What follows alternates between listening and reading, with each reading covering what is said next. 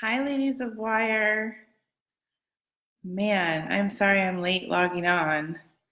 Hopefully, I'm just going to wait a few minutes for a few people to jump on here um, so I can chat with you all about probate.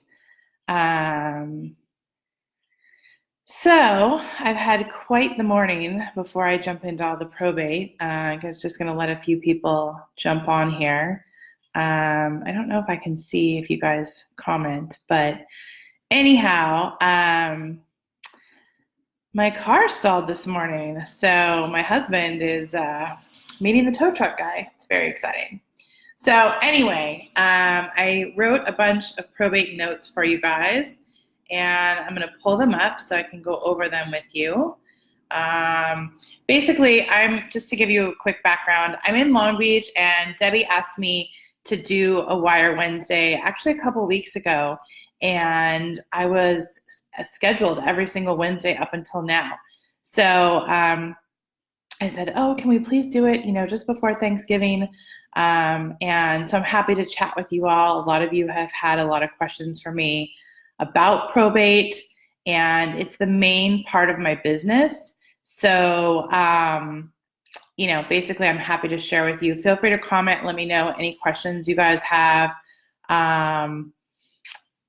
about what I do. So, basically, I'm in Long Beach, and I'm part of a boutique brokerage that was started by my father back in 1972. And he's been doing probates for almost 50 years. And every time I tell him, we're coming up on 50 years, and every time I tell him we should throw a party to celebrate, he's like, no, no, no, no, people will think I'm retiring. So, anyway, but the point is, we've been doing probate in our family for a very, very long time. And it's the main pillar of our business.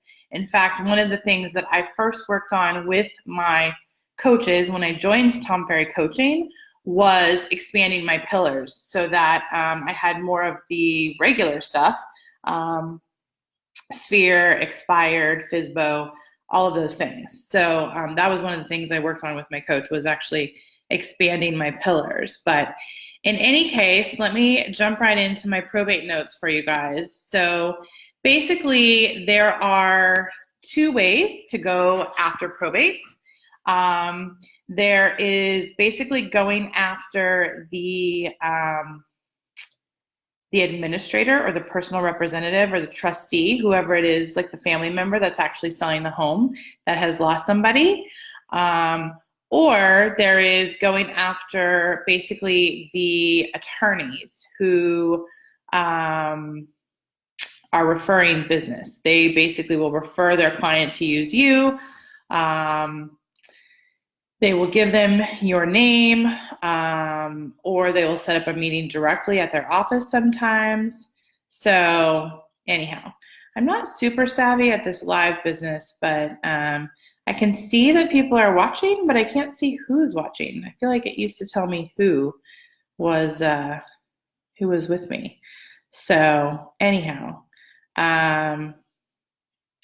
but thanks for hanging out with me, and I'll figure it out later. So I don't know who you are if you're watching, but thanks for joining me. So anyway, so there's two kinds of ways to go after it. If you go after the trustee or the personal representative, the family member who is at the home or maybe out of state, they're going to hate you because you're basically door knocking an expired with a death in the family. And it's not pleasant. So it's not for the faint of heart if you're going to go that route. And if you do go that route, I can give you some tips about that, but it's not our preferred method. So what we do is we network with attorneys and CPAs and financial planners and basically everyone in the trust and estate world that can refer you to those people. And when you come in with a referral, it's a much softer sell. It's a much easier process. So that's what we do. So I would basically recommend that you network and We basically collect cards when we're networking. So I will go to bar association lunches and things like that. And I'll get into more of that later. But I also wanted to tell you there are two kinds of probate. So in California, there's limited and full authority. And you'll want to check the code in your states. I can only speak to California. But I did do a little bit of research before this call. And as long as if you're in an escrow state, it's most likely fairly similar. If you're in a non-escrow state, it could be a little bit different. And I'm happy to, get into that. So anyhow, basically, when there's limited authority, it means that the courts have designated who should handle the estate, but they basically are saying, we think you should handle it, but we don't totally trust you. And so in that case, the court is going to want to supervise the sale, and they're going to want to have court confirmation. So basically what will happen is you'll get an accepted offer, and then you'll have to submit that offer to the attorney, and the attorney will petition for a court date, and then your sale will have to get court approved. During that time, we make sure that the buyer does not lock their rate. That's extremely important because it can screw up your whole deal, because you don't know when you're going to get that court date. But the other type of probate is one that has full authority, and those function like a regular sale. So basically, when you have a full authority probate, you don't need any court supervision. You're just basically going to be using the probate purchase agreement, but everything else will function like a regular sale, and they're actually relatively easy. So you can promote expertise with it, but you're ultimately not even going to need it if there's a probate that has full authority. So those are the two kinds of probate. I broke everything into like two. So there's two ways to go after probate. You can go after the personal representative, or you can go after the attorneys. There's two kinds of probate. There's the limited and there's full authority.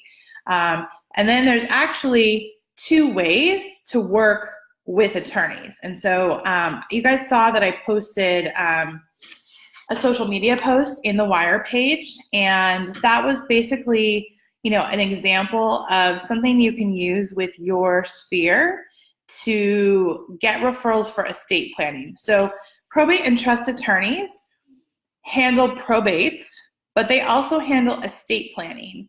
And in the estate planning, that fee is usually under a couple $1,000s, depending on the legal work and how many properties and all those things involved. But probates can be upwards of a $25,000 fee for the attorneys. So the probates are definitely more lucrative, and if you can refer a probate to an attorney, that will help to ingratiate you to them. But also, if you can refer estate planning work to an attorney, I would also recommend that you get your own estate plan done. If you've gone through the process yourself, it's a lot easier for you to be able to say to your clients when they have young kids and they've just closed on their new home, hey, it's really important that you have a trust in place. And so I would even go so far as to recommend that if you develop a relationship with a trust attorney, that you maybe work out special pricing for closing gifts. So one of the things you could do for your buyers is you could work out a special rate with a trust and estate attorney where they maybe give a discounted rate to your clients to get a trust in place. And that would help you develop a relationship with an attorney where you're referring business to them, and then in turn, they will refer business to you. So that's one of the things I highly recommend. And I posted a social media post in the page that you can utilize to start that conversation with your sphere. So let's see, what else did I want to go over? I wrote down a couple other things. So two ways to work with attorneys. You can refer them probates, and you can refer them trust and estate planning to build that relationship. Then there's a couple different types of probate properties. And you guys feel free to type in questions if you have them. I'm only able to see what's on this post, actually. Actually, maybe I could look. I'm trying to see if you guys posted any comments on the other posts with your questions. I'll see if I can pull that up. But basically, while I'm looking for that, one of the other things I wanted to talk to you guys about are the couple different types of properties. So when you're deciding to pick up probate as a pillar, you need to have vendors in place because there's going to be a couple different types of properties. So one of them is grandma's house. And that basically means that, the house is in like original condition. It's dated. Maybe it has carpet that maybe needs to be ripped out. I just totally psyched myself out because I pulled up Facebook on my phone to look for those questions and saw my live, and that's very strange. So I'm trying to find your guys' other questions that you might have. But basically, grandma's house is like pretty dated in pretty original condition. So you're going to want to sell it as it is, and I'll get into that too. So, I'm getting texts about where is my live webinar. So, let's see. Valerie Upham, if you are watching, it's in the Wire group. Let's see. All right, I see that 6 of you are watching. So I hope everyone can find my live, but if not, it'll be posted. So anyhow, grandma's house. So it's probably pretty original as is. And the reason that we sell most of the probate homes as is that as a fiduciary type seller where they have a fiduciary relationship with the trust or the estate, and they have a fiduciary duty to protect that trust and estate, just like we have a fiduciary duty to our clients. They are exempt from almost all disclosures. And so once you paint, once you open the floor up, once you touch the house in any way, you're actually opening up their disclosure liability.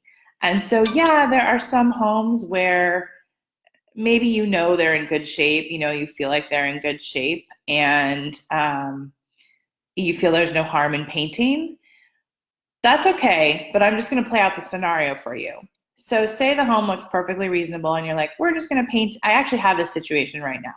I have a listing coming in Coto de Casa, and it's an estate property. It's a pretty high dollar value, and the paint's fine, but it's a little dated. It's a little dark, and it's like taupey, and I would prefer to have a creamy white. But the paint's in good condition, and my clients are thinking to themselves, if we do paint and then the buyers find something later, they're going to think we painted to cover it up. And I know that's the case in any sale, but in a regular sale, the seller is stating like, hey, here's the history of the home. We've never had these problems, right? But in a probate sale, you're giving them no history. They're only filling out an exempt seller disclosure in California. And again, this is only for California, but it's similar in most states. Probate sellers are exempt from most disclosure. And so basically, they're answering like 10 questions. They're only stating if there's been a death on the property, if there has been an insurance claim, if the home has been used as a meth lab. I mean, those are basically their only disclosures. So once you go and do anything to the property, you're actually opening up the seller's disclosure liability. So we usually advise to sell as is, unless there's extenuating circumstances. So that's grandma's house, and I realize I'm talking for a long time here, but I'm just gonna go with it. So basically, the other house that you'll encounter is a hoarder house. And if you have a hoarder house, then you're going to need professionals to clean it out. And I actually just saw in the Elite Tom Ferry page where I think Sarah was posting that they had done an estate sale. And the owner got angry, and he was like, and I'm paraphrasing, I don't know the exact specifics, but the owner got angry and he was like, I want compensation for these items that were lost that I didn't agree to sell. So the other thing is you want to have professionals working for you, estate sale people, clean out people. For some hoarder situations, you might need like hazmat people that actually deal with, sorry to say, but they're dealing with human waste. And we encounter that a lot of times in our properties, and they smell horrible, and you don't want to do that. So you need professionals who do that. The other reason you want to hire those professionals is it takes the liability off of you. So I have a new listing coming right now where we have two sisters fighting, and that's always the case, by the way. It's always two siblings fighting, and we're using our independent estate sale person because they don't trust each other, right? So they can't use their person, their CPA, their estate planning person or estate sale person, because they don't trust each other. So then when they use us as a neutral independent party, we bring in our estate sale people. They both sign the contract separately, so they know that the other one's not stealing from themselves, from the estate, because they're fighting. So you need to get those professionals in place to help you, and also to be able to sell your services as a true probate expert or professional. So those are sort of the two main types of houses we experience. And yeah, there's a bunch in between, but it's usually either grandma's house and it's lendable, or it's a hoarder's house and it's not lendable, and you're looking for a cash investor. So so basically, in terms of how I work this lead pillar, I'm going to try, I realize it's 12:25, so I'm going to do another 5 minutes, and maybe I'll do another one in the future. But basically, I network with attorneys, I build the relationship, I take them to lunch, I learn about them personally. One of the things that actually I meant to start with this, so I guess I'll, sort of close with this, but one of the things I wanted to mention was empathy. If you don't have any empathy, just straight up, like, know yourself, right? If you don't have it, then this might not be the pillar for you, or maybe you're going to go after the other side of it, not the networking with the attorneys, but the personal representatives who are mad at you that you're knocking on their door when they've just lost a family member, because maybe it won't affect you as much. If you are lacking empathy, then that might be a better path for you, because it'll be sort of a more business transaction, right? And it's a numbers game. I have competitors, actually. It's a husband and wife couple. They're ex-cops. They're extremely analytical. They are sort of a yin to my yang. Like, we are completely opposite. They are extremely professional and efficient. And I'm not saying I'm not professional and efficient, but we have different working styles, okay? And their clients are not my clients, and they run in the same circles that I do, and we compete sometimes for the same listings. But I will tell you that I've had conversations with them. We have a friendly, relationship, and to them, it's a numbers game. And I've gotten their packet that they send out. They send out a packet. It's like, here's all the things you need. Here's how we can help you, and that's it. And they send them out, and it's a numbers game. They just wait for the phone to ring. And that is one tactic. And if you lack empathy, that is the better path for you. I'm just being straight up honest about it. But if you want to follow this pillar because you genuinely know these people really need your help, and you have the compassion and empathy to sit with them, you really actually have to sit with them with their grief. And you have to be able to weave in and out of it, because sometimes you have to have a moment. I have one client right now who lost her husband, and then her daughter just passed away she lost her father. And then 2 months later, while we're in the middle of transitioning the house, she lost her daughter to breast cancer. And she's a wreck. And sometimes I meet with her and we just sit and talk about her daughter. And that's it, because she can't get through any of the other paperwork, right? And I understand that, and I can hold that space. And other times we meet and she doesn't want to talk about any of it, and we get all the business done. And you have to be able to sort of like roll with your clients because they're rolling through the grief. So I would basically encourage you guys to assess your empathy meter. if you're going to, do this pillar. And then what else can I tell you guys? There's a lot about the contract negotiation. I mentioned you can't let people rate lock if there's going to be a court confirmation sale. And basically what I'll say is I have like pages of notes on this that I prepared for this, and I'm a little flustered because my car died this morning.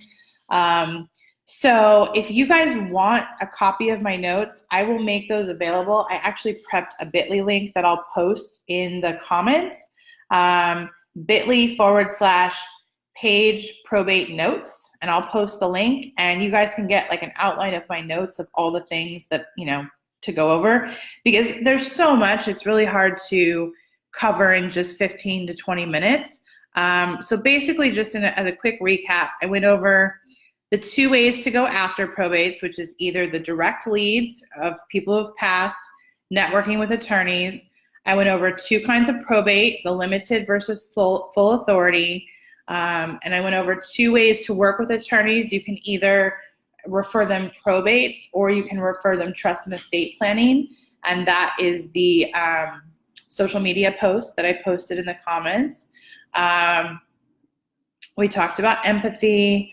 And I also have some notes about like language that we use in the contract. We have an addendum that we attach that's, that protects the seller. We talked about 2 types of properties. There's grandma's house or the hoarder house. And those are the 2 stereotypical houses you're going to deal with. And then what else? Let's see. Contract negotiation, different states.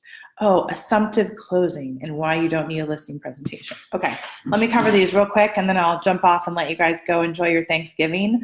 So when I work with the attorneys and I work with the clients and I go to a house, an attorney refers me a client, I go to the house, I meet with the people, and I get the listing. That's pretty much it. And I'm listening to Tom when he says if you're not losing, you're not going on enough appointments, because I don't really lose these listings, and so I need to expand my horizons. But I will tell you, I believe that I don't lose them because I realize that I do something that is like an assumptive close. And basically, I walk into the listing presentation assuming that I'm working with them. Their attorney has given them my information. They don't want to interview realtors. There are a few out there who do. But for the most part, they don't want to interview realtors. Their attorney gave them your name. Maybe they live out of state. They just want to get it done. So I walk in and I say, we're going to handle all of these things for you. We're going to handle the estate sale. We're going to handle clearing the property. We're going to, you can do it yourself, or you can have us do it. Which would you prefer? And sometimes they want to do it themselves because they want to go through all of mom's stuff, or, whatever the case is. Sometimes they don't live here. They don't care. They don't want it. So we do it for them. But I don't front those costs. As I said, I set up the contracts, right? So the estate sale people will meet with them directly and send them their contract, for example. But I don't do a listing presentation. So I discuss all the things that we do and all the things that we're going to do, but I basically print out a couple comps, and I do not do a full CMA. I find that when I do a full CMA, it overwhelms people, and then they feel like you're selling them. So I basically bring the contract, I explain to them all the things we're going to do, and then I show them the comps, and I say, does this work for you? And we move forward. It's not as easy as I'm summing it up to be, but I find that if you do a full sales pitch CMA presentation to them, it doesn't go very well. First of all, during grief, they lack the attention span. So they just want you to get to the bottom line in a kind and compassionate way. And that's pretty much what we do. So if you guys have questions, I don't see comments coming through. I see a lot more of you are watching now, but I don't see comments coming through. So sorry if I screwed up the live. And feel free to post more comments and I'll answer them. And again, I will give you guys an outline of my notes. If you go to bit.ly/page probate notes, and I'll post the link, okay? I hope you guys have a happy Thanksgiving. Great chatting with you, and I'll talk to you guys soon. Bye.